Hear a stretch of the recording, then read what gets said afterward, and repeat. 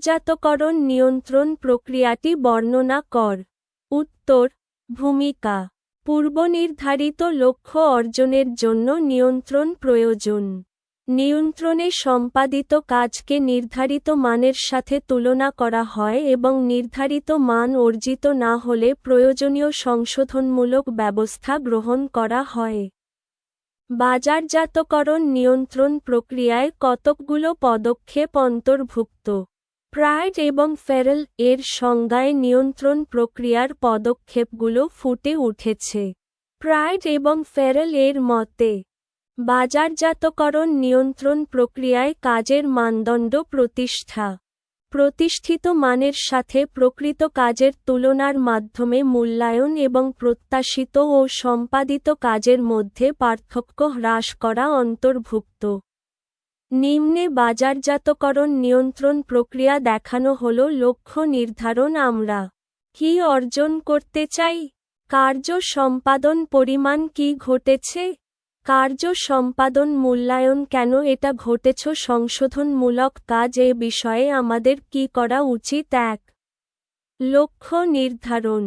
বাজারজাতকরণ নিয়ন্ত্রণ প্রক্রিয়ার প্রথম কাজ হচ্ছে লক্ষ্য নির্ধারণ করা বা কাজের মানদণ্ড প্রতিষ্ঠা করা।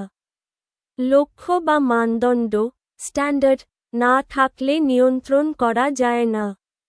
লক্ষ্য বা মানদণ্ড হচ্ছে একটি নির্দিষ্ট সময়ে কতটুকু কাজ সম্পাদন করা হবে তা স্থির করা।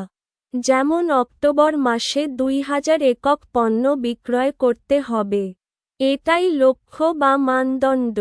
লক্ষ্য নির্ধারণ করা হলে লক্ষ্যের সাথে সামঞ্জস্য বিধান করে বাজারজাতকরণ কৌশল ও পরিকল্পনা প্রণয়ন করা হয়। লক্ষ্য নির্ধারণের সময় কোম্পানির বাজেট, সম্পদ, সামর্থ্য, প্রতিযোগিতা, অর্থনৈতিক অবস্থা প্রভৃতি বিবেচনা করতে হবে।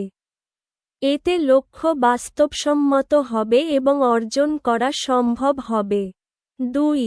কার্য সম্পাদন পরিমাপ। বাজারজাতকরণ নিয়ন্ত্রণ প্রক্রিয়ার দ্বিতীয় পদক্ষেপ হচ্ছে কার্য সম্পাদন পরিমাণ করা। লক্ষ্য নির্ধারণের পর লক্ষ্য অর্জনের জন্য বিভিন্ন পদক্ষেপ গ্রহণ করা হয়।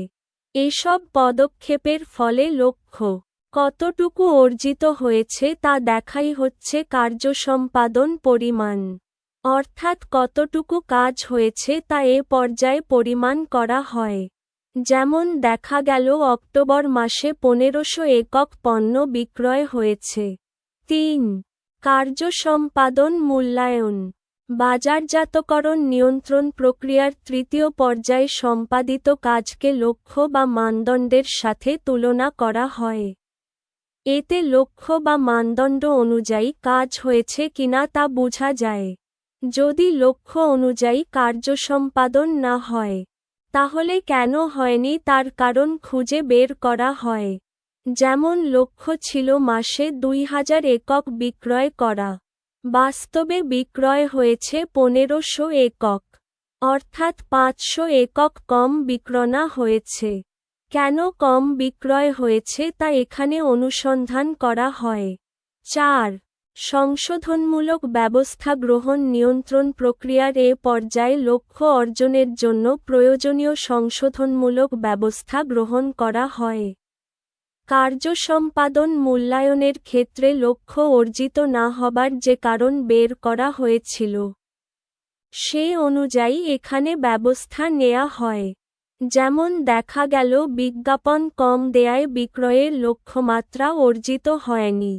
এ পর্যায়ে প্রয়োজনীয় বিজ্ঞাপন দেয়ার ব্যবস্থা করা হয়। লক্ষ্যমাত্রা অর্জন না হওয়ার কারণ বের করতে পারলে সহজেই সংশোধনমূলক পদক্ষেপ গ্রহণ করা যায়। উপসংহার।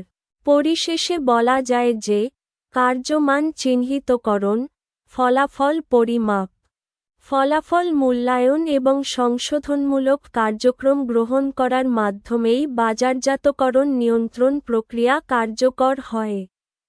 প্রতিষ্ঠানের স্বার্থেই এ কার্যক্রম গ্রহণ করা হয়।